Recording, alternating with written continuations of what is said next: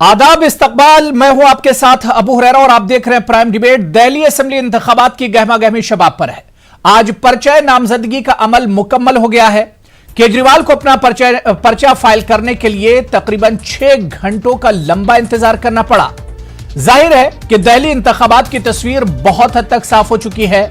अब बस इंतजार 8 फरवरी यानी इम्तिहान के दिन का है कि आखिर क्या कुछ जो एक तस्वीर बन रही है, क्या कुछ उसके नतीजे होंगे। और जो वादे और दावे किए जा रहे हैं, चुनाव से ठीक पहले बड़ी बड़ी रैलियां की जा रही हैं, बेदारी मुहिम चला रही है। सवाल यही उठ रहा है कि कौन आखिर बाजी मारेगा, क्या है आवाम के मसाइल और मुद्दे और किस करवट दिल्ली का ऊंट बैठेगा। आज इसी पर तफसील से हम प्राइम डिबेट में चर्चा करेंगे, बात करेंगे। लेकिन सबसे पहले यह तफसीली रिपोर्ट देखिए।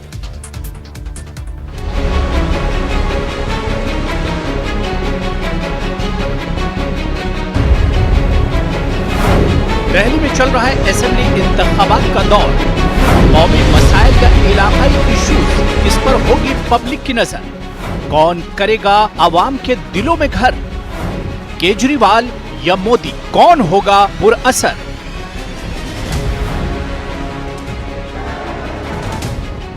दारुल-हुकूमत दिल्ली में इन दिनों असेंबली इंतखाबात की गहमा गहमी है। पर्चा नामजदगी दाखिल करने का आखिरी दिन था।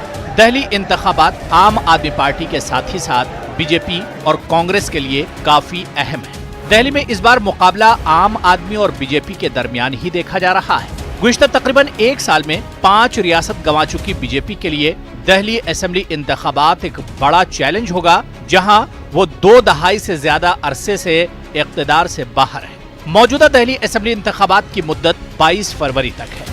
गुज़िश्ता साल अप्रैल मई में हुए लोकसभा इंतखाबात में 300 से ज्यादा सीटें जीतकर मुसलसल दूसरी बार मरकज में इक़्तिदार में आने वाली बीजेपी पर दिल्ली में अपनी कारकर्दगी दोहराने का भारी दबाव है। इसके लिए इसे दिल्ली में गुज़िश्ता 5 सालों से हुकूमत चला रही अरविंद केजरीवाल की आम आदमी पार्टी के चैलेंजेस से निमटना भी होगा।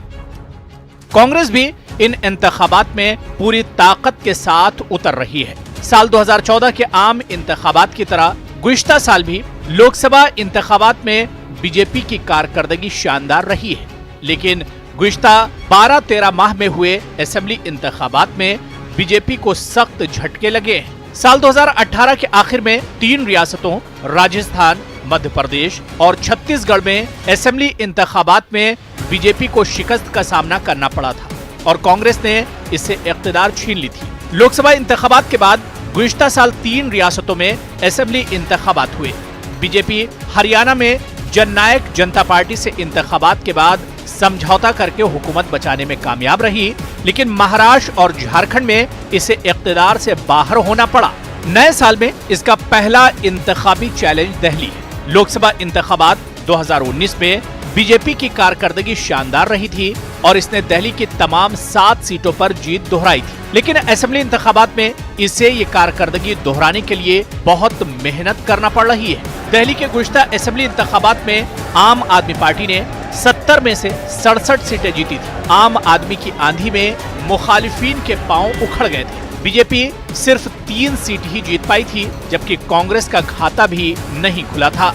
गुज़िश्ता इंतखाबात में आम आदमी पार्टी को 54% वोट मिले थे। आम आदमी पार्टी को मिलने वाली जबरदस्त हिमायत के बावजूद बीजेपी 33% वोट हासिल करने में कामयाब रही थी। इस इलेक्शन में कांग्रेस को सबसे ज्यादा नुकसान हुआ था। कांग्रेस को तकरीबन 9% वोट हासिल हुए थे। दिल्ली असेंबली इंतखाबात में आम आदमी पार्टी के पास वज़ीर-ए-आला अरविंद केजरीवाल के तौर पर जाना माना चेहरा है और इसने अच्छे बेटे 5 साल लगे रहो केजरीवाल का नारा भी बुलंद कर दिया है। लेकिन बीजेपी और कांग्रेस के पास वज़ीर-ए-आला के ओहदे के लिए कोई चेहरा ही नहीं है। यानी बाजी के आंकड़ों पर अगर नजर दौड़ाएं तो इतना तो तय है कि मुकाबला दिल्ली में इस बार भी दिलचस्प होगा।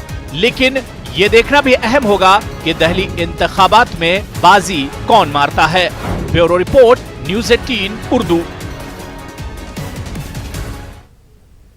तो जाहिर सी बात है कि दिल्ली इंतखाबात हमेशा ही बहुत दिलचस्प रहते हैं और इस बार जो तस्वीर और अभी तक की जो पूरी तस्वीर नजर आ रही है उससे यही लग रहा है कि इस बार भी दिल्ली में इंतखाबात बहुत दिलचस्प होंगे, क्योंकि एक तरफ बीजेपी पूरी कोशिश करेगी कि वो किसी तरह से अरविंद केजरीवाल का जो एक बड़ा चैलेंज है उसका जवाब दे। हालांकि कांग्रेस भी इस बार पूरी तैयारी के साथ मैदान में उतर रही है, लेकिन तस्वीर क्या कुछ होगी, क्या कुछ इश्यूज होंगे, क्या कुछ मुद्दे होंगे, क्या दिल्ली चुनाव में भी कौमी जो इश्यूज हैं, जो नेशनल इश्यूज हैं, क्या उसी के चलते एक तरह से अवाम वोट करेंगे, या फिर जो काम अरविंद केजरीवाल ने किया है, जो आम आदमी पार्टी सरकार ने किया है, खुद बार बार केजरीवाल कह रहे हैं कि इस बार काम के नाम पर ही वोट दिल्ली में मिलेगा। क्या वाकई में ये जो दावे किए जा रहे हैं, क्या ये दावे ही इस बार इंतखाबात में देखने को मिलेंगे? क्या कुछ इश्यूज होंगे, किस तरह से लोग अपने लीडरों पर और जो उम्मीदवार हैं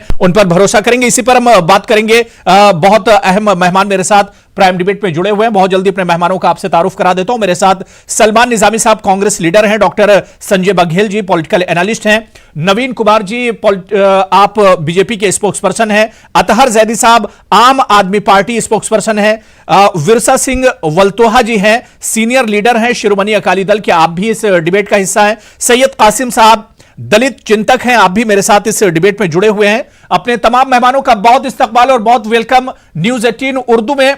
मैं सबसे पहले डॉक्टर संजय बघेल जी आपसे मैं शुरू करना चाहूंगा। बघेल जी, दिल्ली के चुनाव के बारे में कहा जाता है कि दिल्ली के लोग जो हैं वो बहुत ठोक पीट कर हर तरह से देख कर ही एक तरह से वो डिसाइड करते हैं कि किसकी तरफ जाना है, किसे वोट करना है। आपका तजुर्बा क्या कुछ कहता है? कई दिल्ली के चुनाव आप देख चुके हैं, इस बार जाहिर सी बात है कि आज फाइल नॉमिनेशन का आखिरी दिन था, वो मुकम्मल हो गया, तमाम उम्मीदवार जो चेहरे हैं वो सामने आ गए। क्या कुछ इस बार पिक्चर कह रही दिल्ली की? अबू जी देखिए, दिल्ली जो है देश का आईना है, और ये आईना इसलिए भी है क्योंकि यहाँ पे जो है सबसे ज्यादा पढ़ी लिखी जनता है और अवेयर जनता है। और वो समय लद गया जब ये कभी भी जाति के आधार पर, क्षेत्र के आधार पर, धर्म के आधार पर होती थी ये सब चीजें, लेकिन दिल्ली में ऐसा नहीं है। यहाँ की जनता इवन झुग्गी झोपड़ी में भी जो रहती है वो भी जानती है कि कौन आदमी सही है, कौन उनके काम का है, कौन नहीं काम का है। वो परफॉर्मेंस पे देखती है, पब्लिक परसेप्शन पे कोई भी उस पे वोट देने वाली जनता नहीं है। इसलिए दिल्ली का चुनाव बहुत अहम होता है। तो दिल्ली की जनता पिछले 20-25 साल जब से आप कह रहे हैं कि देख रही है कि क्या होने वाला है, क्या नहीं हो रहा, और कौन हमारे लिए मुद्दों पे काम कर रहा है, नहीं कर रहा है। तो इस हिसाब से यदि हम देखें तो आने वाला जो अभी चुनाव है ये दिल्ली का, तो मुझे लगता है ये एक तरफा लड़ाई है। एक तरफा लड़ाई जब हम कह रहे हैं तो इसका मतलब सीधा सीधा है कि सबसे ज्यादा अभी तक देख लीजिए इतिहास रहा है कि यहाँ पे यदि आम आदमी पार्टी जो आई है एक नई, पिछले उसमें 70 में से 67 सीट लेकर आई थी, तो उसने कुछ वादे जो किए थे उसको पूरा करती हुई नजर आ रही है। जैसे उन्होंने बोला था शिक्षा और स्वास्थ्य में सबसे ज्यादा उन्होंने पैसा किया, 27-28% एजुकेशन पे दिया, सरकारी स्कूल लगभग बदल चुके हैं। फिर इसी तरह मोहल्ला क्लिनिक की चर्चा सिर्फ यहाँ पे नहीं रही, पूरे देश विदेश में रही।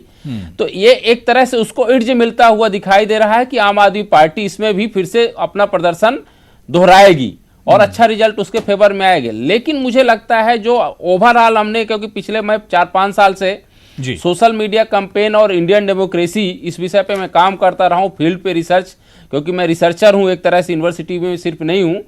तो जो हमारे फील्ड में इन्वेस्टिगेटर्स गए, जो बच्चे गए, वहां से भी कई सारी चीजें निकल के आ रही हैं। तो हमने जो कंस्टिट्यूएंसी देखी, असेंबली वाली देखी, तो उसमें से जैसे आदर्श नगर का हम एक एरिया लें, तो आदर्श नगर में इस बार बीजेपी ने जिसको टिकट दिया है राजकुमार भाटिया, तो वहां का जो हमारे पास जो क्वेश्चन आर हमने बनाया था उसके हिसाब से फीडबैक आया है कि वहां की एक बड़ी समस्या है। राजकुमार भाटिया एक ऐसे कैंडिडेट है कि जैसे वहां रोटी बैंक है, वहां पे बड़ा है कि उन्हें रोटी बैंक चलाते थे, उनको कैंडिडेट दिया, वहीं के रहने वाले हैं, तो एक वो उनका बड़ा था।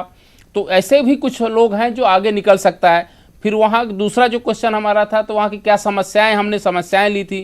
तो शाह आलम बाग वहाँ की जो रोड है, एक तरफ तो रोड जा रही, दूसरी तरफ से इंक्रोचमेंट है, बच्चों वहाँ के जो लोगों ने बताया। तो इस तरह फिर तीसरे अलावा स्कूल, जैसे कहा जाता है कि आम आदमी पार्टी स्कूल और स्वास्थ्य, शिक्षा और स्वास्थ्य पे उन्होंने काम किया। तो एक और फीडबैक आया कि भाई वहाँ पे 11-12 तक कोई स्कूल ही नहीं है। फिर स्वच्छ के नाम पे कोई हॉस्पिटल ही नहीं है आदर्श नगर में। तो इस तरह की चीजें, इसी तरह मॉडल टाउन का जब हमारे बगल में रिसर्च हुआ तो वहां पे आया कि पार्किंग एक मॉडल टाउन की बहुत बड़ी समस्या है, तो जो आम आदमी पार्टी अपने वादे के हिसाब से पूरी नहीं कर पाई। फिर ये जो है लाल बाग में जैसे कहा जाता है कि बिजली पानी की समस्या है, तो पानी बड़ी समस्या लाल बाग वहां पे निकल के आ रहा है, झुग्गी झोपड़ी का एरिया है, कचरे का समाधान का। तो ऐसे कई सारे जब एरिया में हमने जब इश्यूज रिसर्च हैं, किया, खुद तो ये आम सब आदमी चीजें पार्टी भी अब कहती मैं रही कि बताना हमने चाहूंगा। बहुत काम किया और अभी आगे बहुत काम करना है। मैं अतहर जैदी आपके पास आना चाहूंगा। अतहर साहब, इस बार केजरीवाल का नारा यही कि इस बार काम के नाम पर ही वोट मिलेंगे, लेकिन बहुत से ऐसे इलाके हैं दिल्ली में जहां आज भी एक तरह से काम नहीं हुआ है, जहां आज भी विकास और डेवलपमेंट के नाम पर कुछ नहीं हुआ है।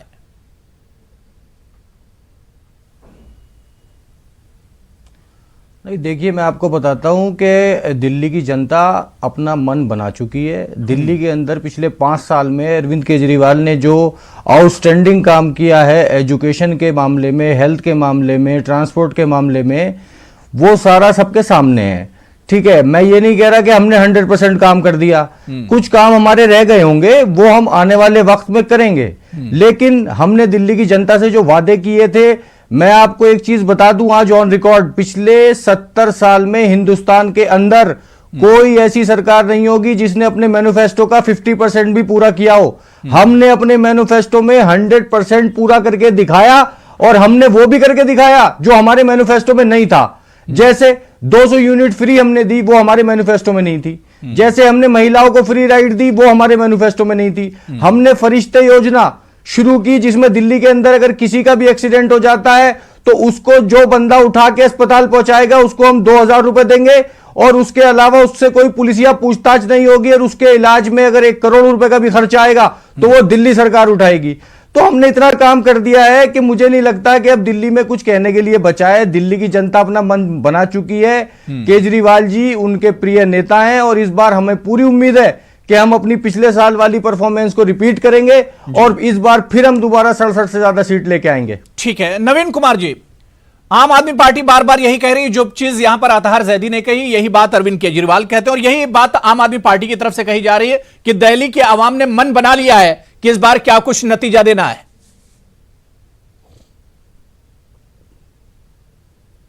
ये बात तो सही है कि दिल्ली की जनता ने मन बना लिया है कि आम आदमी पार्टी और अरविंद केजरीवाल की सरकार को दिल्ली से बाहर का रास्ता दिखाना, दिल्ली में लाना नहीं है। आज आप देख लीजिए दिल्ली में कौन सा वायदा उन्होंने पूरा किया। 11,000 बसें आनी थी, अभी तक नहीं आई। 1,000 बस भी नहीं आई। डीटीसी के अंदर मात्र पूरे 5 वर्ष में 3 बसें आई हैं। अब भाई प्राइवेट बसें आप जितनी मर्जी की लाइसेंस देकर के चलाते हो, डीटीसी की तो आई नहीं जो दिल्ली गवर्नमेंट की थी। बसों की संख्या कम हो गई। पानी जो है माफ नहीं बल्कि साफ मिलना चाहिए था, वो मिला नहीं। दिल्ली के मेट्रो के लिए भारतीय जनता पार्टी को 4 साल तक पूरी सरकार को, केंद्र सरकार को केजरीवाल से कोर्ट में, हाई कोर्ट, सुप्रीम कोर्ट में लड़ाई लड़नी पड़ी, तब जाके 4th फेज की अप्रूवल मिली। दिल्ली के स्कूल बनाने थे नए 500। जनाब अपने फैक्ट्स आप क्लियर करिए, मैं आपको सॉरी इंटरप्ट कर रहा हूं। एक कमरा बनाने पर पिछले 1 साल में दिल्ली के अंदर 400 नई बसेज आ चुकी है। अबू भाई इस तरह से 4000 बसेज का हम एक डेपो बना रहे हैं। नहीं, ठीक है, मैं अतहर जैदी में आ रहा हूं। डिबेट चलेगी तो अतहर जैदी साहब देखिए, नवीन जी आपको सुन रहे थे, मैं आ रहा हूं। आप कह रहे 3 बसें नहीं आई हैं। अतहर साहब आप काउंटर कीजिएगा, लेकिन नवीन जी जल्दी से बात पूरी कर लीजिए, मैं उसके बाद अतहर जी आपसे आपका रिएक्शन ले लूंगा। जी नवीन जी जल्दी से बात पूरी कर लीजिए। अबू भाई मेरी बात अगर आप ऐसी जितनी जल्दी में, तो मेरी बात मानिए पूरी हो गई, क्योंकि मेरा गला ठीक नहीं है, खांसी है। मैं बहुत अधिक जो है शोर चिल्ला चिल्ली में नहीं जाना चाहता हूं। फैक्ट्स के साथ बात कर रहा हूं, उसका जवाब देना जब आएगा तो। 11,000 बसें इन्होंने कहा था दिल्ली में लेकर के आएंगे। कितनी बसें आएंगी? आप क्लस्टर बसें चला रहे हो। डीटीसी की बसें कितनी आई? मात्र 3 बस आई डीटीसी के अंदर। क्लस्टर बसें को डीटीसी में जोड़ोगे क्या? दिल्ली के अंदर 500 नए स्कूल बनाने थे, एक नया स्कूल नहीं बनाया। 22 स्कूल बनाए, जिसका एक कमरा 25 लाख रुपए में बना है। अबू भाई 25 लाख रुपए में एक आदमी जीवन भर के लिए अपना मकान बना लेता है। 25 लाख रुपए में एक कमरा बनाया। तो वो भी तो देखिए, वो भी स्टूडेंट के लिए हो रहा है ना। 25 लाख रुपया अगर लगाए तो वो भी स्टूडेंट के लिए हो रहा है नवीन जी, वो कहीं फेंका नहीं जा रहा है, वो भी एजुकेशन के लिए हो रहा है। किसके लिए हो रहा है? एजुकेशन के लिए हो रहा है। 25 लाख रुपए में एक कमरा बनाएंगे, वो कहीं बर्बाद नहीं हो रहा है। 25 लाख रुपए में नहीं, एजुकेशन में 25 भरे गरीब अरे 25 लाख रुपए में कमरा बनता है, कितना भ्रष्टाचार है अबू भाई। 25 लाख रुपए में कमरा बनता है, आप कह रहे हो कि कोई हो रहा है तो कोई बात नहीं। दूसरा, सरकारी स्कूलों में पहले से ज्यादा बच्चे फेल क्यों रहे और उनका रीएडमिशन ये क्यों नहीं कर रहे हैं बच्चों का? कोई बताएगा क्या कि वजीराबाद के अंदर पानी यमुना का बिल्कुल साफ है, जहां पे आदमी नहा लेता है, और ओखला की तरफ जाता है तो उसी पानी को पार करने के लिए मुंह पर रुमाल रखना पड़ता है। उसके लिए केजरीवाल दोषी है या नहीं है? दिल्ली के अंदर कोई नया अस्पताल नहीं बना। एलएनजेपी अस्पताल का ऑपरेशन थिएटर आज भी बंद पड़ा है। जीटीबी अस्पताल का ऑपरेशन थिएटर काम नहीं करता है। वहां तो गरीब आदमी रहते हैं पूरे के पूरे। ठीक है नवीन जी, इस पर अतार जवाब देंगे, लेकिन उससे पहले मैं सलमान निजामी साहब, ठीक है, मैं अतार साहब मैं इसका जवाब आपसे लूंगा। नवीन साहब जो इल्जाम नवीन साहब लगा रहे हैं कि ये काम नहीं हुए हैं, उस पर मैं आपसे जवाब लूंगा, लेकिन मैं सारे पैनलिस्ट को एक बार जोड़ लेता हूं डिबेट में, उसके बाद मैं अतार साहब जवाब लूंगा इस पर। मैं सलमान निजामी साहब 2015 कांग्रेस के लिए बहुत खराब रहा था। 2015 में कांग्रेस एक तरह से अपना खाता भी नहीं खोल पाई थी, लेकिन इस बार क्या लग रहा है, क्योंकि लगातार हम देख रहे हैं पिछले एक साल में कांग्रेस जहां पर भी असेंबली के चुनाव में लड़ी है उसका रिजल्ट अच्छा रहा है। देखिए, सबसे बड़ी बात यह है कि चाहे कोई भी प्रदेश हो, जैसे अकाली दल ने भी कल इनसे चुनाव ना लड़ने का फैसला किया, क्योंकि भाजपा और आम आदमी पार्टी ने पिछले 5-6 सालों में क्या किया। अरविंद केजरीवाल जी ने टैक्स पेयर्स के पैसे पे सिर्फ अपने फोटो चिपकाए और मोदी जी ने भी वही काम किया। जमीनी सतह पे अगर आप कहीं भी जाइए, मैं चैलेंज करता हूं, जो हमारे आम आदमी पार्टी के प्रवक्ता हैं वो मेरे साथ आए ओखला, वहां घुसे और देखिए सड़कों की हालत क्या है, पानी की क्या हालत है। गरीब लोग जो हैं वो सांस लेने के काबिल नहीं रहते। और ये क्या काम किया इन्होंने, एक स्कूल को ये फोटो डाल के पूरा चिपकाते हमने स्कूल अच्छे बनाए। इन्होंने अभी तक कौन सा ऐसा स्कूल रिबिल्ड किया, अपग्रेड किया? और कुछ कहीं भी जाइए, मेट्रो देखिए, इनको 5 साल में एक लेन मेट्रो की नहीं बना पाए। ये सिर्फ प्रचार टीवी में, सिर्फ प्रचार अखबारों में, 5 साल में इन्होंने सिर्फ प्रचार करते रहे और लोगों का पैसा खामखा होर्डिंग्स में, अखबारों में, टीवी में जाया किया। और ग्राउंड जो आप देखिए, रियलिटी, मैं नहीं कह रहा कि मैं कांग्रेस में हूं, किसी भी आम आदमी को भेजिए आप किसी भी मोहल्ले में दिल्ली के, वहां देखिए कितनी गंदगी है, कितनी मुश्क है, क्या हालत है सड़कों की। आपको ओखला में आप घुसेंगे, जामिया से लेके अंदर घुसने में आपको 1 घंटा लगता है। आज कमर आपका टूट जाएगा वहां चलते चलते। ये सिर्फ टीवी पे बातें करते हैं, लेकिन जमीनी सतह पे इन्होंने कोई भी काम नहीं किया है। कांग्रेस ने जो काम किया, शीला दीक्षित जब सीएम थी, आज भी बच्चे को पूछिए दिल्ली के किसी भी कोने में कि कांग्रेस के टाइम पे कितना काम हुआ था। उन्होंने प्रचार नहीं किया। उस टाइम पे जितना काम हुआ उसका 5% भी नहीं इन्होंने काम किया 5 सालों में। और इनके पास क्या मैनिफेस्टो है, क्या लेके आए ये सिर्फ बेवकूफ। इन्होंने बोला पूरी दिल्ली में हम फ्री वाईफाई करेंगे, पूरी दिल्ली में हम फ्री इंटरनेट करेंगे, पूरी दिल्ली में हम पानी जो है मुफ्त करेंगे। लेकिन हम कहते हैं हम पैसे भी देंगे, मुफ्त करने की जरूरत नहीं है, लेकिन अच्छा साफ पानी तो पीने को मिले जो हमें पहले मिलता था।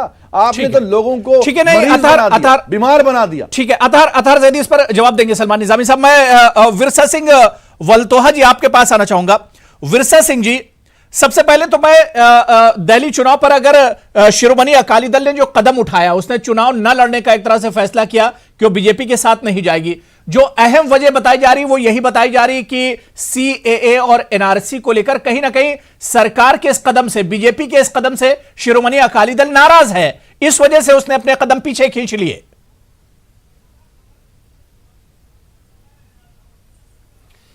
देखिए, जहाँ तक सिटीजन अमेंडमेंट एक्ट की बात है, जिस दिन ये बिल पेश हुआ था उस दिन भी हमने क्लियर कर दिया था जी कि भारत एक बहुत महान देश है जिसमें हिंदू, मुस्लिम, सिख, ईसाई और भी धर्मों के लोग, बहुत और भी कौमों के लोग रहते हैं।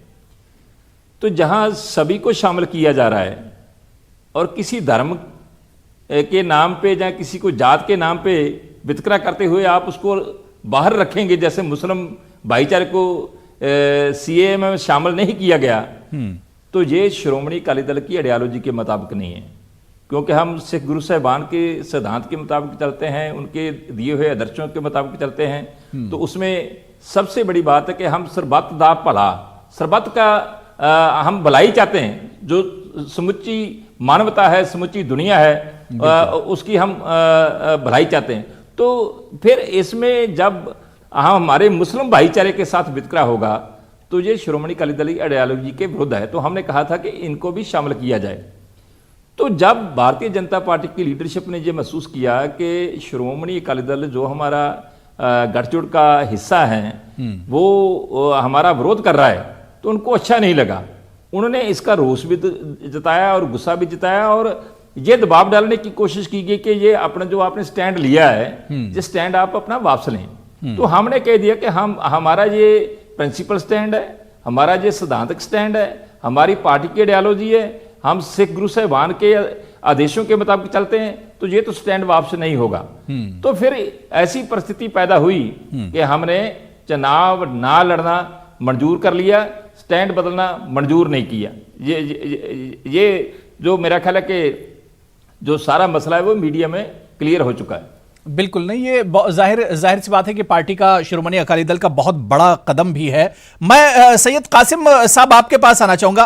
कासिम साहब, दिल्ली का चुनाव आपको क्या लगता है कि इश्यूज क्या होंगे? जिस तरह से शिरोमणि अकाली दल या जेजेपी ने जिस तरह से कदम उठाया और खासतौर से शिरोमणि अकाली दल ने जिस तरह से सीएए और एनआरसी के इश्यू पर बीजेपी से वो अलहदा हो गई। एक तरह से उसने कहा कि हम जो हमारी आइडियोलॉजी है मुझसे एक तरह से सौदा नहीं कर सकते हैं। एक तरफ तो ये इश्यू है जो कौमी सतह पर बीजेपी इस इशू को एक तरह से उठा रही है, नेशनल लेवल पर इस इशू को उठा रही है। आज फिर अमित शाह ने कहा कि हम इस इशू को वापस नहीं लेंगे, कितने भी एहतजाज और प्रोटेस्ट होते रहे। दिल्ली में एक तो यह इशू है, शाहीन बाग से इसकी शुरुआत हुई है, और दूसरी तरफ वो इशू जिस पर अतहर जैदी ने बात की, जिस पर सलमान निजामी और नवीन जी ने बात की कि पानी, बिजली, तालीम, एजुकेशन और हेल्थ इश्यूज क्या होंगे दिल्ली में, आपको क्या लग रहा है?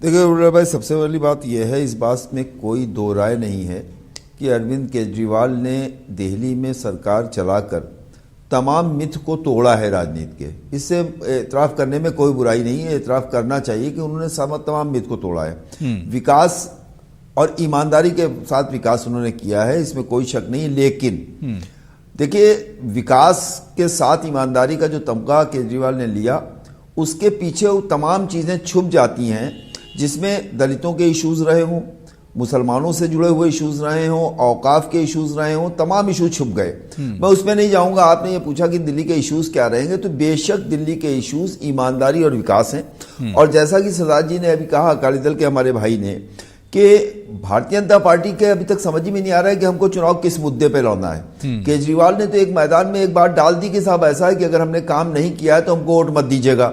लेकिन भाजपा ये नहीं कह पा रही है कि साहब ऐसा है कि अगर हमारी केंद्र की सरकार ने काम किया है तो हमको वोट दीजिएगा, वरना मत दीजिएगा।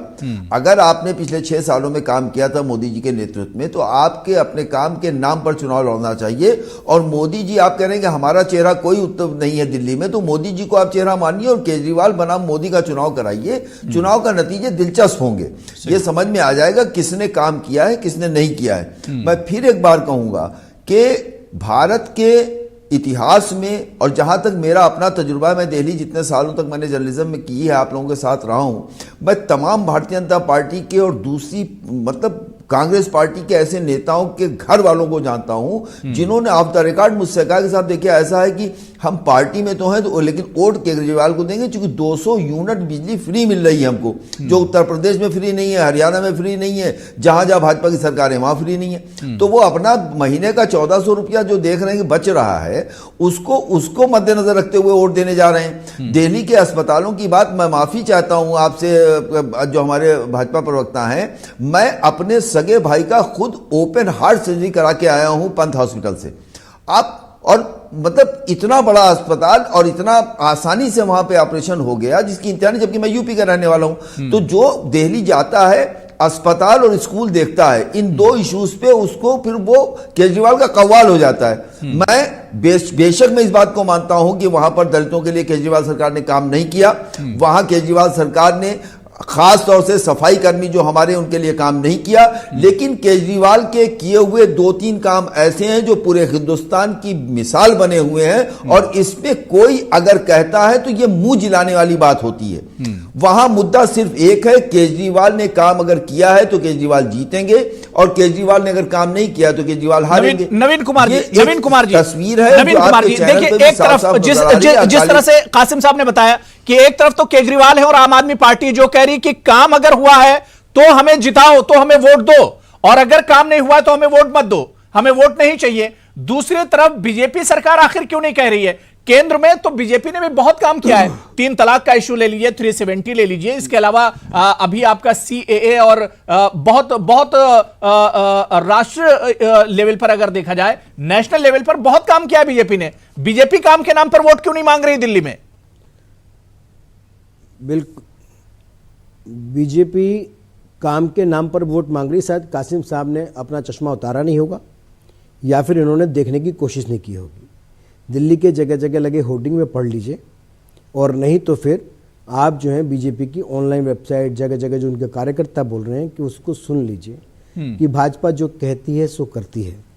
हमने बताया कि हमने तय किया, भाजपा का वादा था सत्ता में पूर्ण बहुमत से आएंगे, धारा 370 हटाएंगे, हटा दी।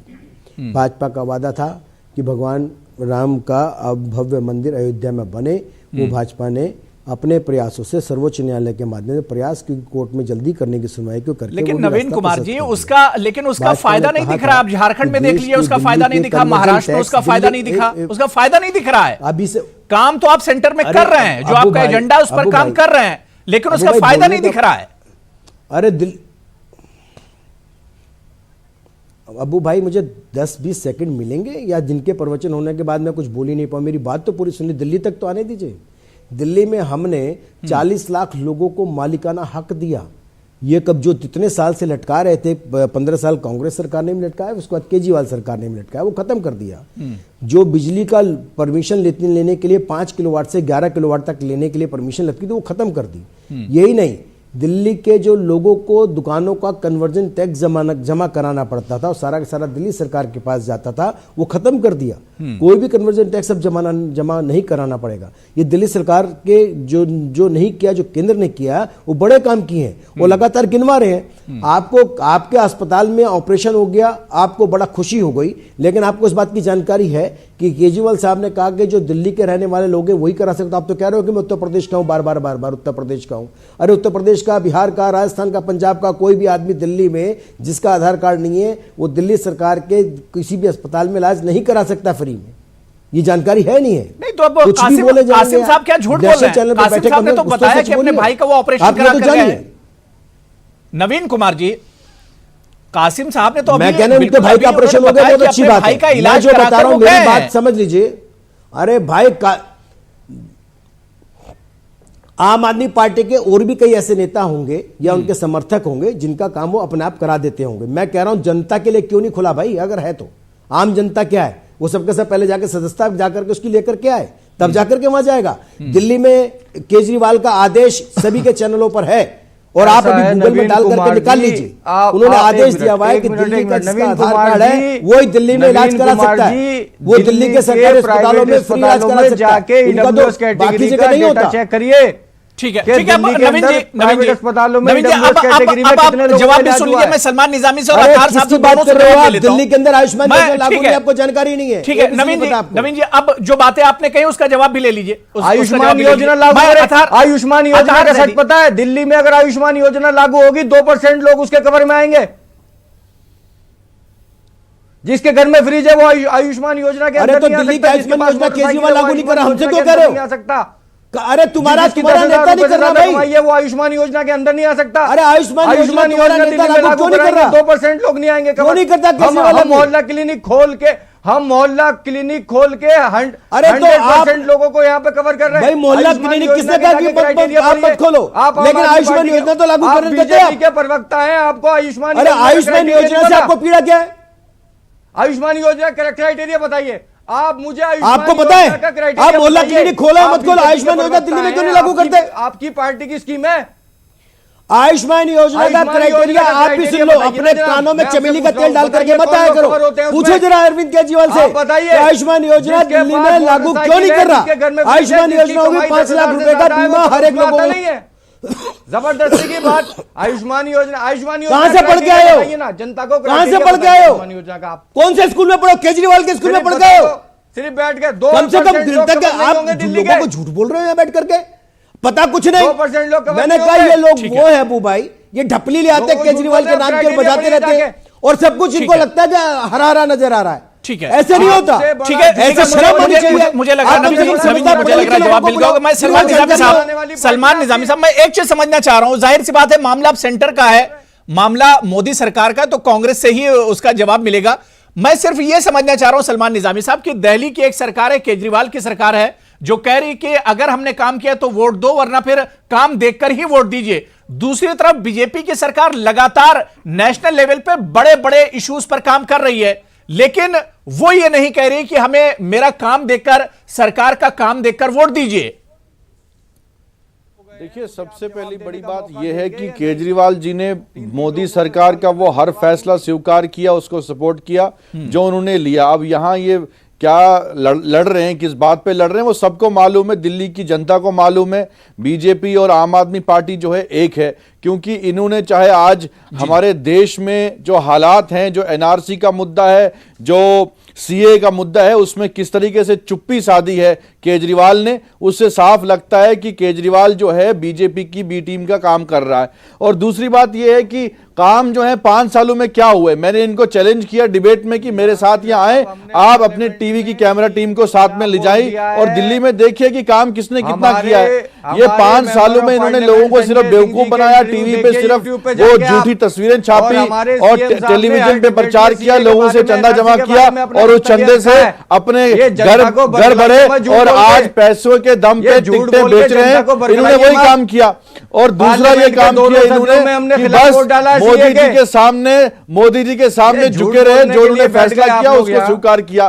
केजरीवाल एक्सपोज तब हुए जब हमारी जामिया की बच्चियों को घुस के पीटा गया, लेकिन वो सामने नहीं आए। हमारी शाहीन बाग की जो वहां माएं बहनें वहां इस वक्त अपने हक की लड़ाई लड़ रही हैं, केजरीवाल सामने नहीं आए। ये ढोंगी हैं, ये एक बात यहां करते हैं वहां करते हैं, इनका एक क्लियर स्टैंड नहीं है कि ये दिल्ली के लोगों के साथ खड़े हैं या नहीं है। ये तो ऐसे लोग हैं कि आज दिल्ली के बच्चे, चाहे उसमें हिंदू हो, मुसलमान हो, सिख हो, ईसाई हो, सब बच्चे बाहर। ठीक है, मुझे सलमान निजामी साहब, मुझे छोटा सा ब्रेक लेना है, लेकिन ब्रेक के उस पार आएंगे, हम चेहरे की भी बात करेंगे, क्योंकि आम आदमी पार्टी ने तो अपना चेहरा जाहिर सी बात है सबके सामने है। केजरीवाल सीएम के उम्मीदवार होंगे और वो खुद सीएम है, लेकिन बीजेपी और कांग्रेस को कोई चेहरा अभी तक नहीं मिला है। क्या इस चेहरे का फर्क भी चुनाव पर पड़ेगा? इस पर भी हम बात करेंगे। छोटा सा ब्रेक लेना है, फौरन हाजिर होते हैं।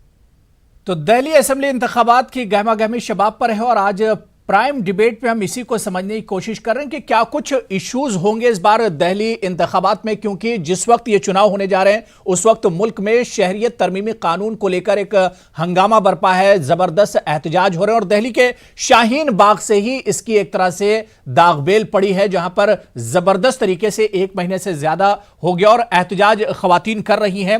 क्या इसका असर भी इस चुनाव पर पड़ेगा, इसे भी हम समझने की कोशिश करेंगे। मेरे साथ बहुत खास मेहमान जुड़े हुए हैं। मैं ब्रेक के बाद संजय बघेल जी आपके पास आना चाहूंगा।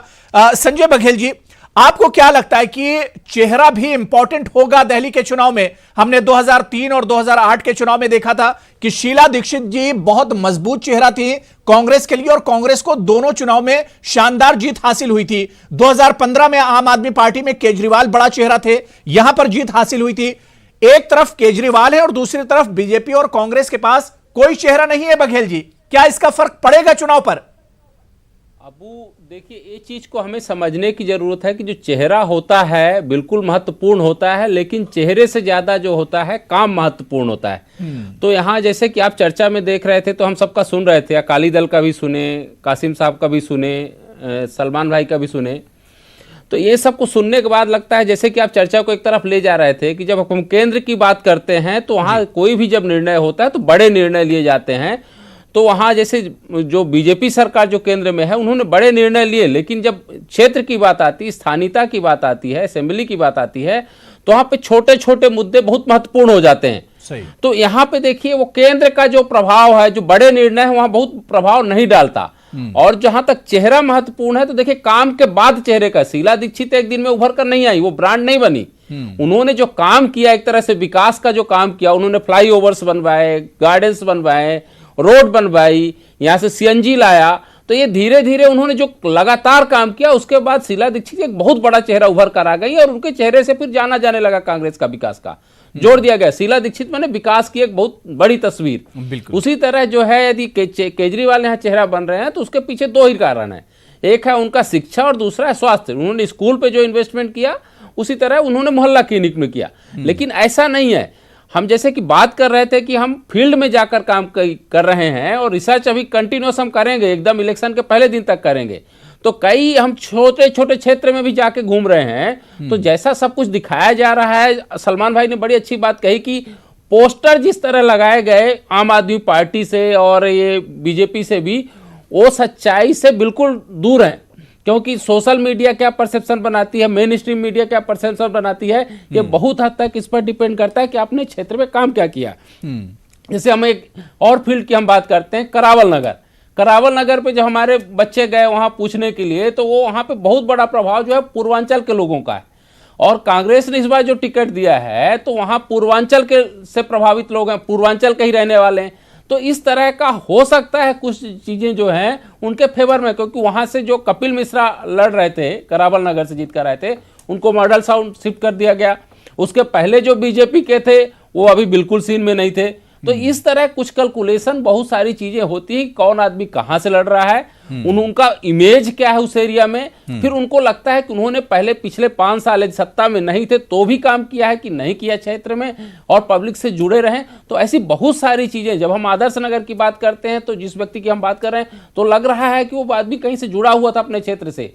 टिकट नहीं मिली कोई बात नहीं, काम नहीं किया कोई बात नहीं, लेकिन यदि आप 5 साल लगातार काम कर रहे हैं और किसी से कनेक्टिविटी बना के रखे हैं, तो वो कहीं ना कहीं रिजल्ट में तब्दील होगा। तो ये सब चीजों को कैलकुलेशन करें तो अवाम काम को ही देखेंगे। बिल्कुल जाहिर सी बात है, 5 साल का आपका जो काम है उसी पर अब अवाम को फैसला लेना होता है। मैं विरसा सिंह वल्तोहा जी आपके पास आना चाहूंगा। विरसा जी, मैं एक चीज समझना चाह रहा हूं, क्या आपको लगता है कि पहली बात जो यहां पर संजय बघेल जी ने बताई कि एक असेंबली का चुनाव और पार्लियामेंट के चुनाव में, लोकसभा के चुनाव में फर्क होता है, लेकिन मैं यहां पर दूसरी चीज आपसे समझना चाह रहा हूं कि केंद्र की सरकार ने, बीजेपी की सरकार और एनडीए की सरकार ने जिस तरह से कई बड़े बड़े इश्यूज पर काम किया है 2019 में सरकार बनने के बाद, चाहे राम मंदिर की बात करें, चाहे 370 की बात करें, 3 तलाक की बात करें, या सीएए की बात करें, बहुत से काम किए। लेकिन पिछले कुछ चुनाव में जो स्टेट और असेंबली के चुनाव हुए, झारखंड की बात करें, महाराष्ट्र की बात करें, यहां पर बीजेपी इन इश्यूज को भुना नहीं पाई, इसका फायदा नहीं हुआ बीजेपी को। विरसा जी,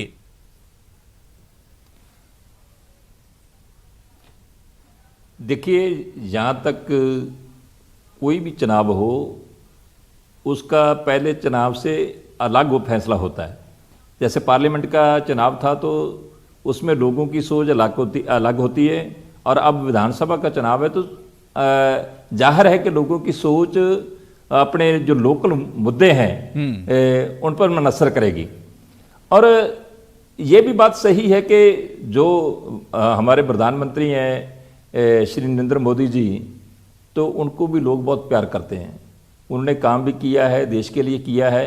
चाहे आप जिन मुद्दों की बात कर रहे हैं उनसे आपकी भी हो सकता है कि असहमति हो, आप सहमत नहीं हो, मैं भी हो सकता है कि कई मुद्दों को लेकर मैं सहमत नहीं हूँ, पर देश में जो डेवलपमेंट की तरफ जा रहा है, जो देश में कुछ होना चाहिए, जिसकी देश को ज़रूरत है, तो वो भारतीय जनता पार्टी की, एनडीए की सरकार जो है जरूर कर रही है। पर जहां तक दिल्ली का सवाल है, दिल्ली में अभी पार्लियामेंट के चुनाव हुए थे तो भारतीय जनता पार्टी ने मेरा ख्याल 7 की 7 सीटें जीती हैं। तो अब विधानसभा का चुनाव है, तो इसमें कोई दो राय नहीं है कि केजरीवाल जी इस काम में माहिर है कि प्रचार बहुत करते हैं। प्रचार उनके जैसा प्रचार कोई नहीं कर सकता। पर जेकर कहते कि हमने काम किया है, तो सरकार का काम है काम करना, लोगों के काम करना, लोगों की डेवलपमेंट करना, लोगों को वेलफेयर देना।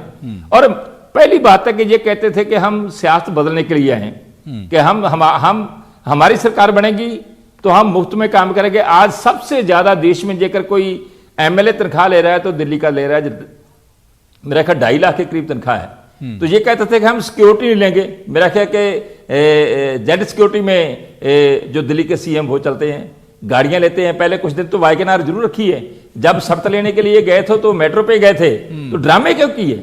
एक तरफ तो कहते हैं कि हमें एक जो राज्यपाल है वो काम नहीं करने देते, दूसरी तरफ कहते हैं कि हमने 100% से भी ज्यादा काम कर दिया।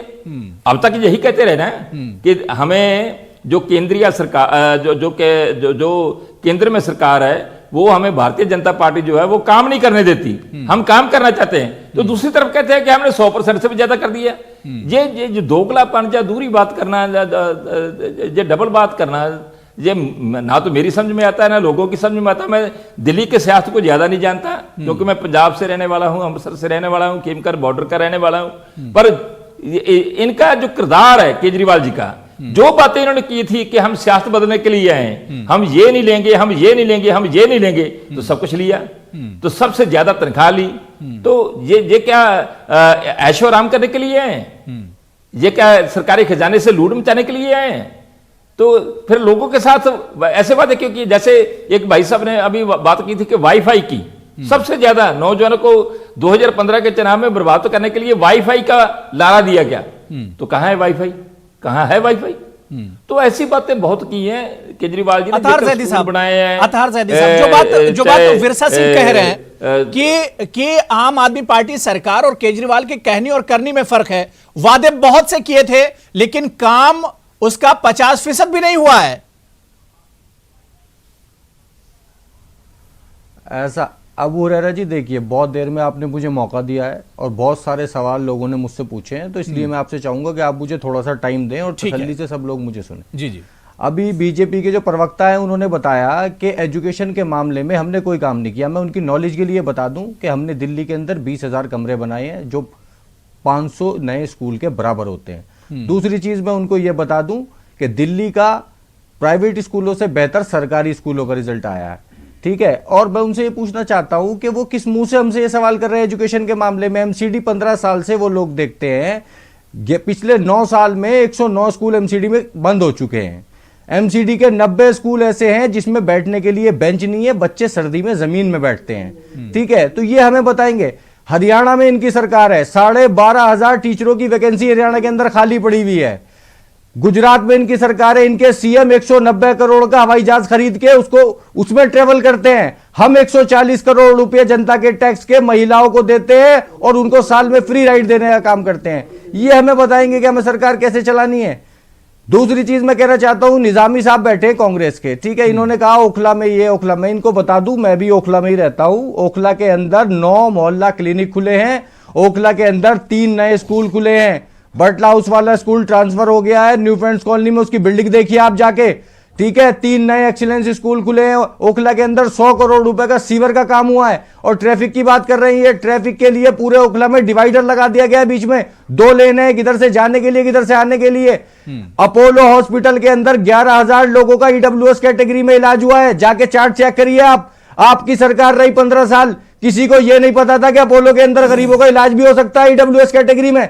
एस्कॉर्ट्स के अंदर जाके देखिए आप, इलाज होता है गरीबों का। आज चार्ट टंगा हुआ है, वहां नोडल ऑफिसर बैठा हुआ होता है, वो बताता है कि कितने लोग इस टाइम कितने लोगों के कमरे एंगेज हैं जो गरीब लोग इलाज करा रहे हैं। ये हमें बता रहे हैं। 15 साल हमने देखा कांग्रेस का शासन, विधायक हमारे यहां कांग्रेस के रहे। ओखला में ये बता रहे, ओखला के अंदर कांग्रेस ने जो किया है वो निजामी साहब भी जानते हैं। जी जी। तो ये हमें पाठ ना पढ़ाएं, ये हमें ना बताएं कि हमें सरकार कैसे चलानी है। दिल्ली की जनता ने अपना मन बना लिया है। अरविंद केजरीवाल जी ने अपने 100% वादे जो किए थे उन्हें पूरा करने का काम किया है।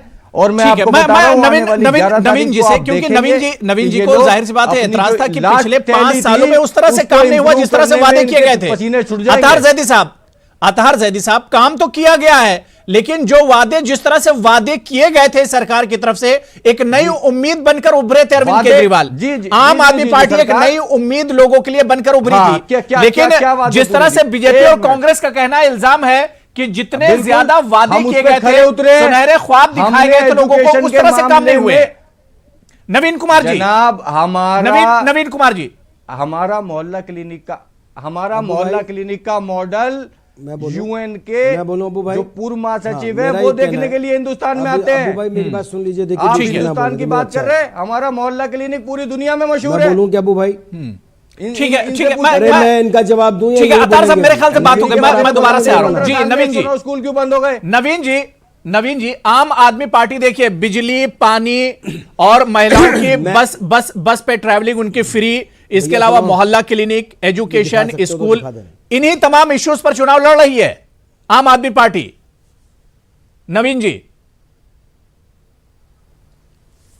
मेरा अबू भाई, या तो जो आम आदमी पार्टी के नेता, कार्यकर्ता, प्रवक्ता जो हैं ये सच बोल रहे हैं, या फिर दिल्ली सरकार की आरटीआई विभाग सच बोल रही है।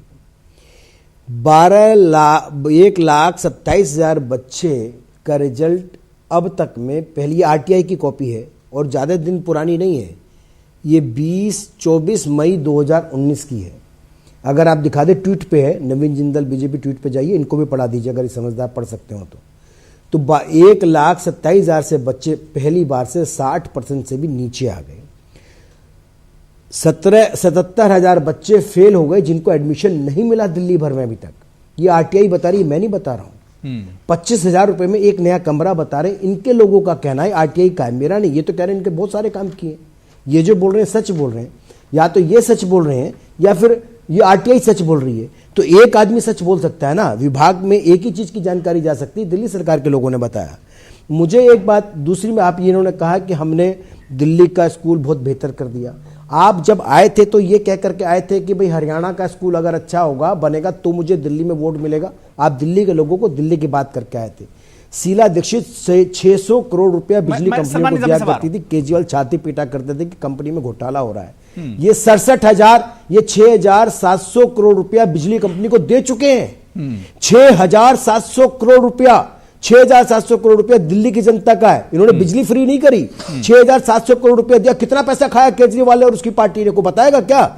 6,700 करोड़ रुपए दे चुके हैं। नहीं, लेकिन नवीन जी, आम आदमी पार्टी और खुद केजरीवाल कह रहे हैं कि काम अगर हमने किया तो हमको वोट मिले, तो उस पे तो बीजेपी जनाब, हम आपके गुजरात के सीएम की तरह 190 करोड़ रुपए का हवाई जहाज लेके नहीं घूमते हैं। हमारा 2015 के अंदर 30,000 करोड़ रुपए का हमारा रेवेन्यू था, जो आज 60,000 करोड़ रुपए है। दिल्ली की जनता देख रही है ना भाई। मुझे बता दो किस पिछले 5 वर्षों में बिजली कंपनी का कोई ऑडिट हुआ क्या आज तक? जो कहकर कहते केजरीवाल ऑडिट करूंगा, मैं जन लोकपाल लाऊंगा, लाया क्या जन लोकपाल? ना ऑडिट कराया बिजली कंपनियों का। इन्होंने कहा था कांग्रेस के नेता सबसे ज्यादा भ्रष्टाचार, हम ईमानदारी से काम कर रहे हैं। इसका प्रूफ सबसे बड़ा ये है कि हम 200 यूनिट फ्री दे रहे हैं। आप एक बात बताइए ना, मेरा बीजेपी के प्रवक्ता से एक रिक्वेस्ट है, मेरी बीजेपी के प्रवक्ता से एक रिक्वेस्ट है, मेरी इनसे रिक्वेस्ट है कि इनके जो दिल्ली के अध्यक्ष मनोज तिवारी जी, वो केजरीवाल के घर का पैसा है क्या? कि हम सरकार में तुम्हारा आएंगे पैसा है क्या? तो जो सब्सिडी वो 7,000 केजरीवाल करोड़ रुपए उसको 5 किसका गुना पैसा कर है? देंगे। मैं इनसे ये सिर्फ इतना कहना चाहता हूं, 2 स्टेट में इनकी सरकार है, हरियाणा में इनकी सरकार है, उत्तर प्रदेश में इनकी सरकार है। ये यहाँ पे सब्सिडी देके तो दिखाए, जवाब दो। ये यहाँ पे हरियाणा पंजाब छोड़ो, दिल्ली का चुनाव हो जाएगी कि देखिए मैं नहीं करना चाहता आपसे सरकारों में प्रैक्टिकल बात करिए। हाँ, मैं आपसे कह रहा हूं ना, बता दो कि 7,000 करोड़ रुपया आप लोगों को करके तो दिखाइए, दिल्ली के लोगों को यकीन आ जाएगा कि देखिए बीजेपी की सरकार ने हरियाणा में बिजली फ्री कर दी, यूपी में भी बिजली फ्री कर दी। ये बताओ 7,000 करोड़ रुपया बिजली कंपनी को जो आपने दिया है वो किसका पैसा है? कि हम 5 गुना ज्यादा जवाब नहीं दे सकते ना, तो फिर बोलते क्यों बकबक करते हो भाई? अरे अबू भाई मेरी बात का सीधा सीधा जवाब देना आप हरियाणा में और यहाँ करके आपने 100 करोड़ रुपया उठा रहे हैं, प्राइवेट बस ऑपरेटरों को दे दिया। आपने नवीन जी देखिए, बात हो गई, आधार की बात हो गई। मैं सलमान निजामी साहब बहुत देर से वेट कर रहे हैं, ठीक है, आप लोगों की बात हो गई, ठीक है। अतार साहब बात हो गई, नवीन जी बात हो गई। मैं सलमान निजामी साहब जिस वक्त शीला दीक्षित दिल्ली पर राज करती थी, उनकी सरकार थी, तो कहा यही जाता था कि शीला दीक्षित जी का काम दिखता है। चाहे फ्लाईओवर की बात करें, मेट्रो की बात करें, सीएनजी बसों की बात करें, विकास की बात होती थी तो शीला दीक्षित जी की बात होती थी। ठीक उसी तरह से अब केजरीवाल की जब काम की बात होती है तो मोहल्ला क्लिनिक की बात होती है, हेल्थ और एजुकेशन की बात होती है, इसके अलावा जो महिलाएं बसों पर सफर कर रही फ्री में उसकी बात होती है। तो काम यहां पर भी एक तरह से दिख रहा है, जिस तरह से शीला दीक्षित जी के दौर में काम दिखता था, काम यहां पर भी दिख रहा है।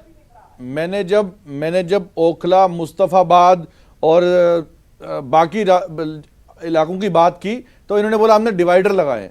कांग्रेस और आम आदमी ने क्या किया? कांग्रेस ने फ्लाईओवर्स बनाए, कांग्रेस ने रोड्स बनाए, डिवाइडर्स बिल्कुल बेशक कम बनाए, इन्होंने सिर्फ डिवाइडर लगाए और उसके फोटो चिपका दिए, हमने बहुत काम किए। कांग्रेस ने अगर ओखला हो, जामिया हमदर्द किसने बनाई?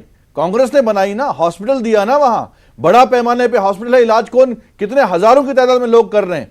लेकिन कांग्रेस का विजन क्या था? कांग्रेस का उद्घाटन करने के लिए देश के वाइस प्रेसिडेंट आए थे और वो तारीफ करके गए। आप जाके रिकॉर्ड चेक करिए, आज आपके दौर में जो 150 करोड़ के टेंडर होते थे वो हमने 120 करोड़ में कंप्लीट करके दिखाए। कांग्रेस ने वो 30 करोड़ रुपए हमने बचा के जनता की जेब में डाला है, पैमाने में काम वो 30 करोड़ रुपए हमने महिलाओं को फ्री राइड में लगाया। हमने दिल्ली में बहुत काम किया। अरे डिवाइडर लगाना कोई बड़ा काम होता है?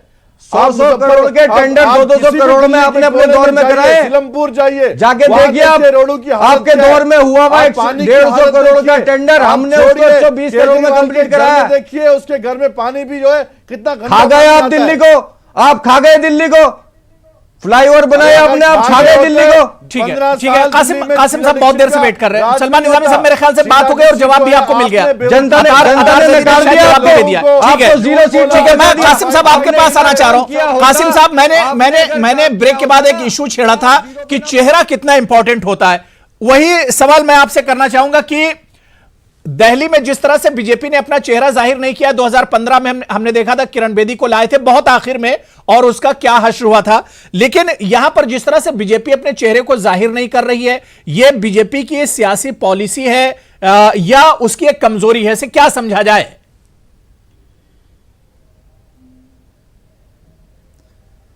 देखो, ये कौन कह रहा है कि चेहरा जाहिर नहीं किया है? नवीन कुमार जी से लेकर भारतीय जनता पार्टी का एक एक नेता अपनी प्रेस कॉन्फ्रेंस में, अपनी मीटिंगों में कह रहा है कि मोदी जी हमारा चेहरा है। दिल्ली के चुनाव में चेहरा नहीं ऐलान किया है, बाज़ाब्ता नहीं किया, लेकिन ये तो कह रहे हैं ना मोदी जी हमारा चेहरा है। हम मोदी जी के काम पे, अभी जैसे भाई हमारे नवीन भाई ने कहा कि हमने 370 किया, हमने राम जन्मभूमि का भव्य निर्माण हम कराएंगे, हम सीए लेके आए, ये किसके बदले में है? जब रोजगार मांगा गया कहा 370 लो, जब स्मार्ट सिटी आपने कहा था देंगे, उसकी जैसी बात की गई कहा लीजिए पकड़िए आप सीए ले लीजिए।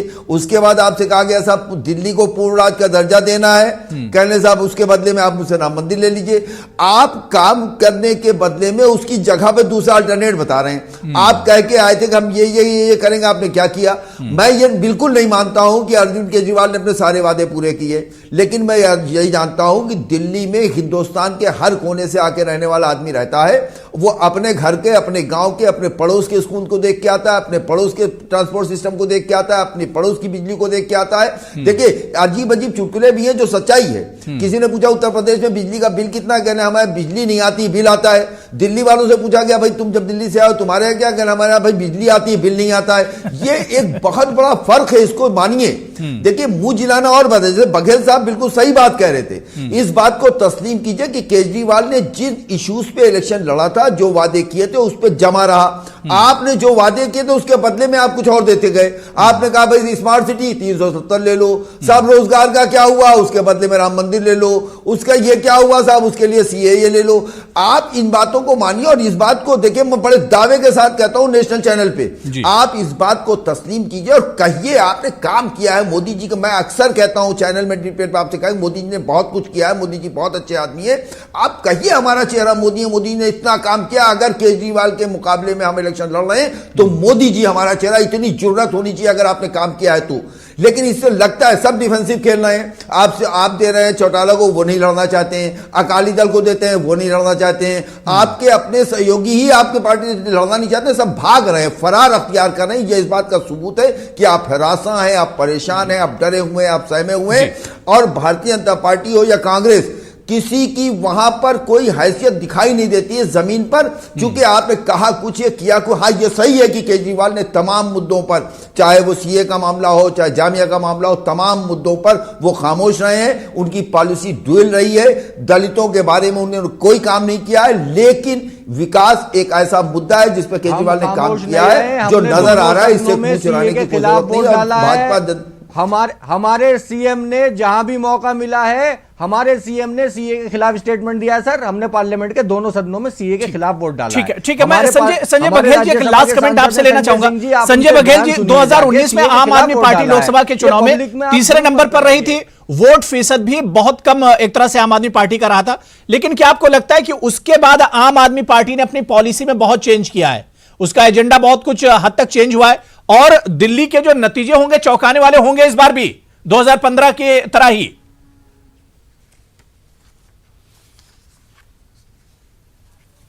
विश्लेषण करें तो आप पाएंगे कि कांग्रेस जो है हमेशा से, जब से बनी है तब से बेसिकली ये कांग्रेस पार्टी का उद्देश्य रहा है इंफ्रास्ट्रक्चर और इंस्टीट्यूशन को बिल्ड करना। जैसे सलमान साहब की बातों से मैं बिल्कुल सहमत हूं कि कांग्रेस एक तरह से देश की इंफ्रास्ट्रक्चर और इंस्टीट्यूशन के विकास के लिए और लंबे समय की सोच के साथ आगे बढ़ी थी। बीजेपी क्या थी कि बीजेपी ने क्या किया है कि जो रॉन्ग डिसीजन कभी इतिहास में रहे उसको बदलने का काम किया है उन्होंने, जो उसमें बहुत तक हार्ड डिसीजन भी उन्होंने लिया है। ऐसा हम नहीं कह सकते कि उन्होंने कोई अच्छा काम नहीं किया और अच्छा काम नहीं कर रही है। उन्होंने जो कुछ काम किए हैं, जैसे करप्शन वाले इशू पे बीजेपी ने बहुत अच्छा काम किया, तो उनका भी हम समर्थन करना चाहिए कुछ इशू पे कि उन्होंने बहुत अच्छा काम किया। जहां तक आम आदमी पार्टी की बात है, आम आदमी पार्टी ने एकदम से बेसिक चीजों को लिया है, लेकिन यदि हम केजरीवाल और शीला दीक्षित की सरकार को देखें तो हम 20 जो है शीला दीक्षित की सरकार को देखें 19 आम आदमी पार्टी को मानेंगे, क्योंकि वो बहुत बड़ा इंस्टीट्यूशन का काम किया है। तो इस हिसाब से अभी तक तत्कालिक रूप से यदि हम निर्णय देने की कोशिश करें तो मुझे लगा कि अभी जो परसेप्शन बना है, जो जनता का मूड मुझे दिखाई दे रहा है, उसमें आम आदमी पार्टी बाजी मार सकती है। लेकिन यहाँ पे ऐसा भी नहीं होगा। बिल्कुल, यानी दिल्ली में चुनाव तो जाहिर सी बात है बहुत दिलचस्प हमेशा रहते हैं, मुकाबला बहुत दिलचस्प होता है, लेकिन वोट किस करवट बैठेगा ये तो 11 फरवरी को ही पता चलेगा, और 8 तारीख को आवाम क्या कुछ तय करेंगे पार्टियों के हक में और उम्मीदवारों के हक में, यह देखना भी बहुत दिलचस्प होगा। बहुत बहुत शुक्रिया डॉक्टर संजय बघेल जी, सलमान निजामी साहब, नवीन कुमार जी, अतहर जैदी साहब, विरसा सिंह वल्होता जी और इसके अलावा सैयद कासिम साहब, सभी का बहुत बहुत शुक्रिया मेरे साथ प्राइम डिबेट में जुड़ने के लिए। आदाब।